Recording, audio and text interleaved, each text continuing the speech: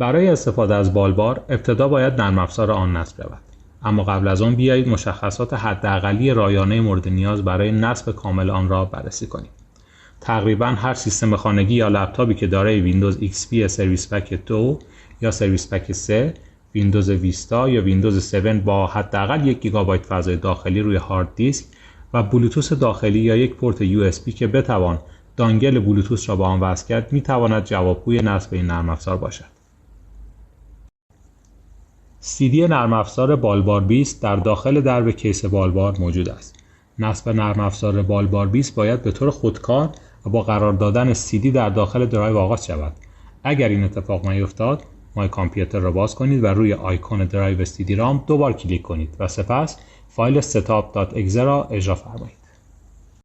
برای نصب نرم افزار دستورالعمل‌های روی صفحه را دنبال کنید. برای پذیرش موافقتنامه مجوز نرم افزار گزینه Yes را کلیک کنید. سپس برای نصب نرم افزار با استفاده از تمام مقادیر و مسیرهای فایل پیش‌فرض گزینه کامپلیت را انتخاب کنید. یا اگر می‌خواهید فایل‌ها و الگوهای آزمایشی در محل دلخواه شما ذخیره شوند، گزینه کاستوم را انتخاب فرمایید. اگر نسخه قبلی نرم افزار بالبار را نصب کرده اید، ممکن است از شما خواسته شود که نصب موجود خود را ارتقا دهید. گزینه کامپلیت اینستال را انتخاب کنید. در پایان مراحل نصب از شما خواسته می شود که کامپیوتر خود را مجددا راه اندازی کنید. پس از راه اندازی مجدد، نرم افزار بالبار شما آماده استفاده است. اما یک مرحله اضافه نیز وجود دارد. در اینجا شما می توانید با ساختن یک گروه برنامه بالبار روی دسکتاپ کامپیوتر زمان انجام آزمایش ماشین ها کارتان را کمی آسان‌تر کنید.